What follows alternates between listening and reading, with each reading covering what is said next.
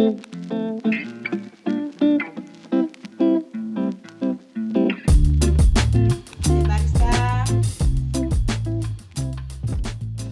guys, so I just heard my mom coming in and she does this all the time. She walks from up the road, she's shouting, "Children! My children! My babies! My girls!" I say, to mature women, senior mature women. There she is. So something happened today. So Nancy wrote a list and gave Mama. Mama was going to town to the market. So on the list, she wrote, let's say she wrote egg, crayfish. Somewhere on the list, she wrote bone straight, like the human hair, bone straight. Mama don't go reach for market. Say, bone straight now wait here. I should say go stand up from butcher them. Say bone straight now which one? Hey. So we're telling Nancy that all the seeds that she's sowing as she's disturbing Mama, that's how her kids are going to disturb her. So today is the day before Christmas, and yes, Pepe, they are down, they are doing most of the work. I'll just go now with my camera and go and act busy. Yep, I think I only have work tomorrow with the cooking, but all the preparations today, Pepe and Nancy have done most of it, so I'll just join my hand into it. But they are doing most of the work. I'm the elder sister. I'm the grandson. I'm just going to supervise them. Yeah.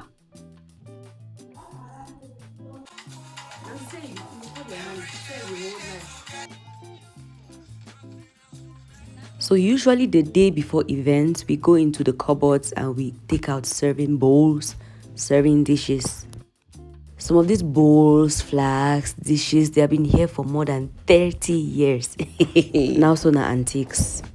And the thing is that you can't find this kind of quality again in our market around here. Maybe some other country, some other places, but in our market, in our local market here, you won't find things that have this kind of quality.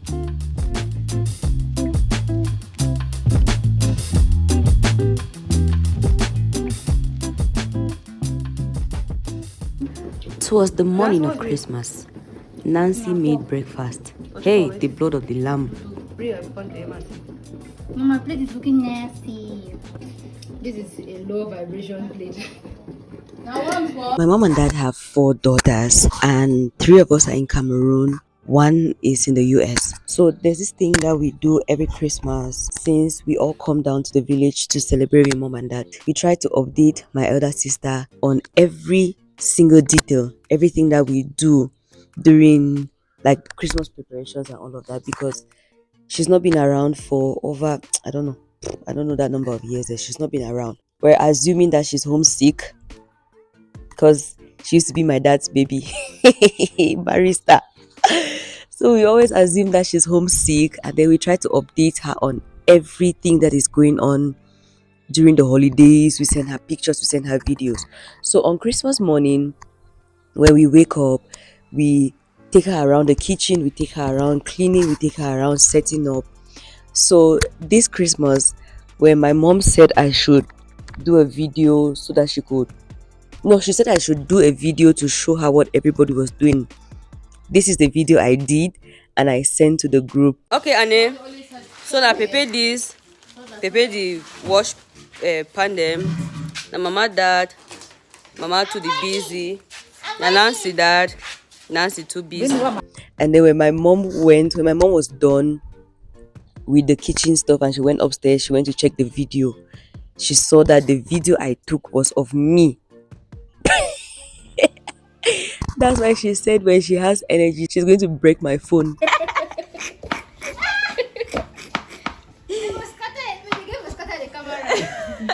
You like the video? Mama, when you rest, come, I go hold the camera and scatter them. Hey, Annie, a barista, a double big hand. We don't got to do the cook late. We cook on time. Now what if we cook early? Say people they come now. People they catch up now here. I found. Everybody hello you. Put it back in now, my dear.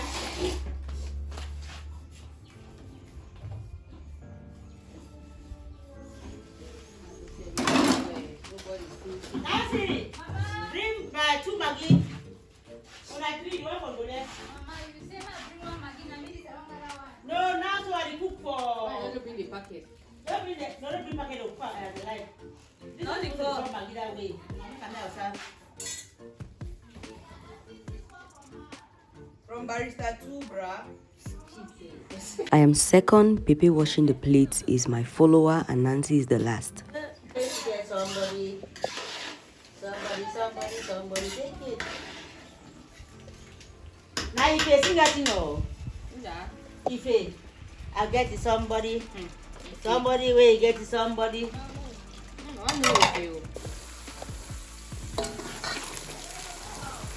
Now me, I don't end no, I beg.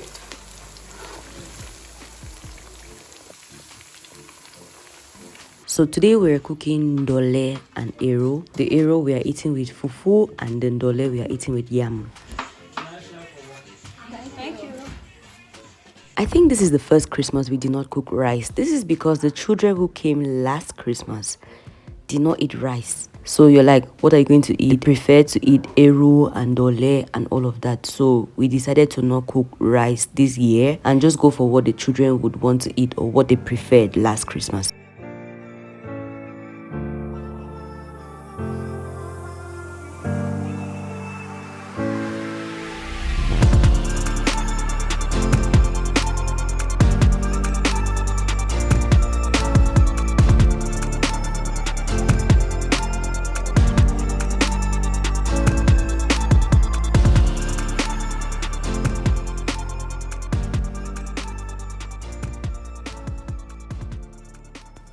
Now let me report my African mother, my Cameroonian mom.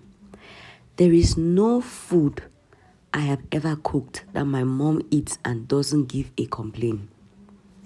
Every time I do something in the kitchen, she would come and find an error. Now let's say you cook a pot of beans, you washed the beans, you picked the beans very well, and let's say there is a stone inside. Do you know whose plate that stone is going to? It's going to my mom's plate. So the one error always goes into her plate. Let me know if it's the same for you. Does your mom appreciate your food? Does she come into the kitchen when you're cooking and doesn't complain about something you're doing? What's your point? I mean, like, Congo to Congo, Cameroon, you know, really, no, that go na Gabon or na Congo. Na Gabon, you go make an shoot together. I remember a time when Ero used to be my favorite meal. Number one for me was Ero, and then every other thing came after. The way Conchap just rode and just stole my heart. Ero no longer has that place, so I can deal without Ero, but Conchap is always in my fridge. So because I used to love Ero, I was an Ero critic. I wouldn't know how to cook it like that, but when I would eat, I would say, no, this one, it doesn't really give like that, you know. So my taste buds were just attuned to finding good Ero. Yeah, thereabout. But I tell you, this Ero was fine. This Ero was very sweet. So Manfe brother, you can present me to your mom. I will not disgrace you when I go to cook Ero in your mother's house. Okay? Thank you very much.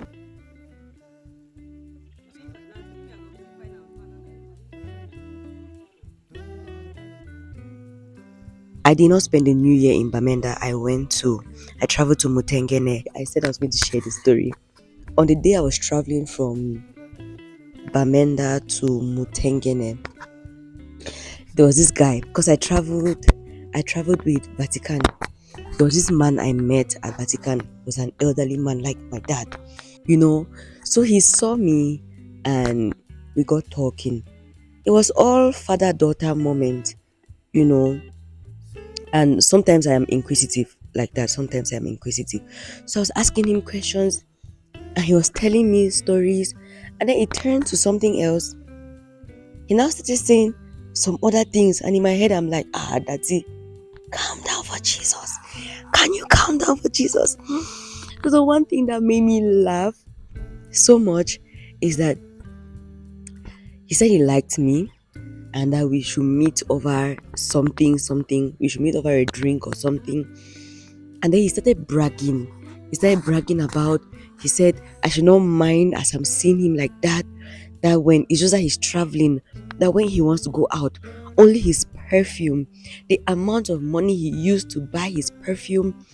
And then he went on to say that he knows that white women love him, that one of his friends in whether in Europe or it's in America or something, one of his friends took his picture there, and white women love him. That he's loved by white women. And then he now went into his phone. He showed me his picture. He said when he was young, they used to call him Michael Jackson, and that I've seen his pictures in those days now. I can understand the kind of man that he is. He's very energetic. I was like, le père. Calm down. I said I was going to share the story. I said somebody's father is misbehaving in the park. Oh. When he left and he was going, there was a young guy who asked me to check his bags for him. He wanted to go check something, so he put his bags by me. When he came back, I discovered that he's well traveled. Like, he's traveled around Africa. And if you know me, that's my interest. I love to travel around Africa. That's like my interest. So I got talking with him. It was such an interesting conversation. So when this rapper now, oh, my hands are paining. When this rapper came and then he discovered that I was talking with a younger guy with drama, that kind of, I saw her first. I talked to her first. I'm like, hey, Jesus. So over in Mutengene during the new year, I met with an amazing Auntie Agi, who taught me how to cook ero. She's Bayangi. She taught me how to cook ero like a Bayangi woman. I always tell you people this story. There is a way that a Bayangi woman touches ero. That you will check and check and check in all the culinary schools, and you will not find that kind of recipe. There's a grandma who lives by me. Hey, grandma cooks ero with no beef, just dried fish. On a smoked fish, they call them smoked fish and crayfish. I think when you eat that woman's ero, you know, see the obstacle, the way you see them up and down. When you eat that ero, you're like, what is inside here? So this is the thing that I came to see as Auntie Agi was making. It's like there's a gift that God has given to Bayangi women. I said the gift of producing ero. Yeah, so I watched her doing it and I learned a couple of tricks. I'll try them next time I'm cooking my ero, and then I'll let you know if I got the secret. Okay, and then I didn't only learn how to cook ero, I also learned how to cook tan chop soup. Help me, am I pronouncing it well? Bayangi people in the comment section. Is it tan chop soup or tan chop soup? Tancho soup, I don't know. But we went together to the Mutengene market and we bought tancho leaves, and then we came to make the soup. The soup comprises of ogono, egusi, some greens, the tanchop leaves, and then proteins. If you're watching me, let me know, are you a Manfi person? Are you from Manu? Drop a comment. What is your favorite soup from Manfi or from Manu? And do we say from Manu or from Manfi? Just let me know in the comment section.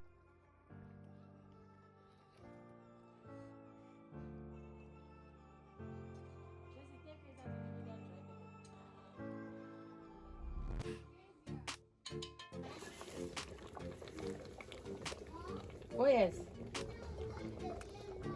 Yes.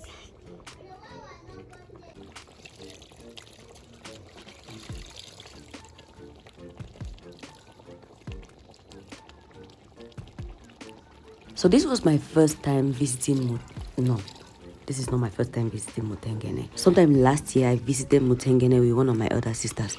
Oh no, 2 years ago, yes. Confusion. But this is the first time I'm spending the night in Mutengene. I needed help running around. I needed help running errands because I really don't know the place. But one information I heard about Mutengene before going there is that Mutengene is a very rough a rough place. So when I went out to the market, I didn't go with my phone because they told me that they would seize my phone in Mutengene, that the level in Mutengene is like no other place. So I didn't really create content like that. So if you're watching me and you grew up in Mutengene, or you know about Mutengene and you have a story you want to share about the place, drop a comment, let me know. Also drop a comment if my informant exaggerated about insecurity in Mutengene.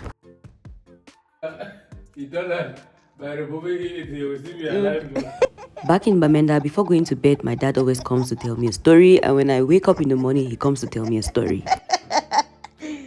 Oh, wow. Maybe he wants to give the money to his family members. Wonderful thing. Say the heart has been worrying him. So they should remove it and give him the money. Yes. He wants to sell it. Every time I say, I want this, I want this, I want this, but there's no money to buy the thing and babe, you should sell it so that he can be free. He wants to be moving without a hat. It is about when the move you are finished. The market for sales of parts. Somebody sold his kidney. Then they gave him money. He went and spent it all. Then he came down, he wanted to... Said the other one.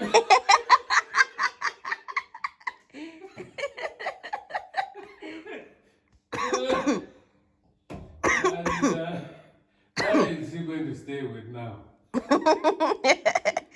Say no, he doesn't need it. They should just give him the money.